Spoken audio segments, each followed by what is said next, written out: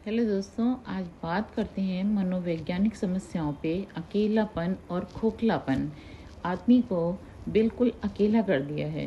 और इस तकनीकी युग में हम फेसबुक, सोशल मीडिया ये चीज़ें चलाते हैं और इनमें बहुत टाइम देते हैं, लेकिन हमारी वो हंसी चेहरे से गायब हो चुकी है जो हम दोस्तों के साथ कभी हंसा करते थे।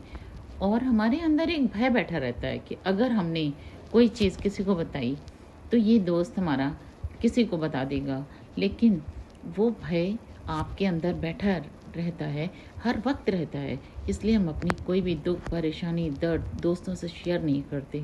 हालांकि हमें एक दोस्त ज़रूर चाहिए जो हमारा दोस्त 100 दोस्तों पे भारी हो और हमें अकेला होने से हमेशा बचाए। इस समय हमें एक दोस्त की, अच्छे दोस्त की ज़रूरत होती है और इस समय हमें एक मनोवैज्ञानिक की भी ज़रूरत होती है। अगर हमें लगता है कि हमारा ये दर्द पीछा नहीं छोड़ रहा, हमें अकेले रहने की आदत पड़ती जा रही है और हम समाज से कटते जा रहे हैं, तो समझ लीजिए कि आप अवसाद में ग्रसित होते जा रहे हैं, डिप्रेशन में जा रहे हैं। इस समय एक दोस्त आपका बहुत अच्छा होना चाहिए जिससे कि आपको अवसाद ना पैदा हो, आपके अंदर उदासीपना ना आए। समाज में रहने के लिए हमें बहुत सी चीज़ें चाहिए होती हैं, जिससे कि बच्चे अपना काम कर रहे हैं और चीज़ें बहुत अच्छी नहीं चल रही हैं। हम इस एज में कब आके अवसाद में ग्रसित होते हैं? अवसाद की कोई उम्र नहीं होती, डिप्रेशन आने का कोई एज नहीं होता, एज क्राइटेरिया नहीं है इसका कि अब आप डिप्रेशन में आएंगे। लेकिन इत्तेफाक कभी ना कभी हम आ ही जाते हैं और हमें सोचना चाहिए कि हम अपने आप को कैसे संभालें।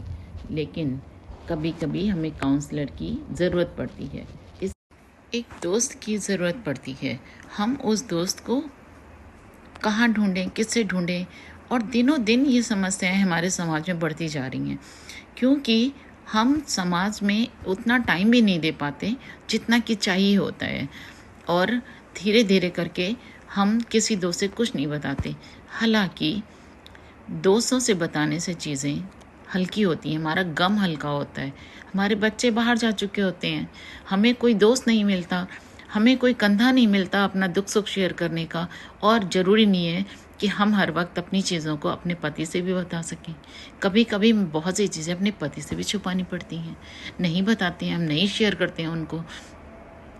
लेकिन अगर ऐसे में हमें एक दोस्त मिल जाता है जो अपना कंधा देता है, अपना वक्त देता है, अपनी चीज़ें देता है, तो हमें उसका शुक्रगुजार होना चाहिए। मनोवैज्ञानिक ये चीज़ें जो बढ़ रही हैं, खालीपन, जो दिखावा, शो ऑफ की दुनिया, ये बहुत बढ़ती हुई चीज़ें हमारी चीज़ों को ख़राब कर रही हैं।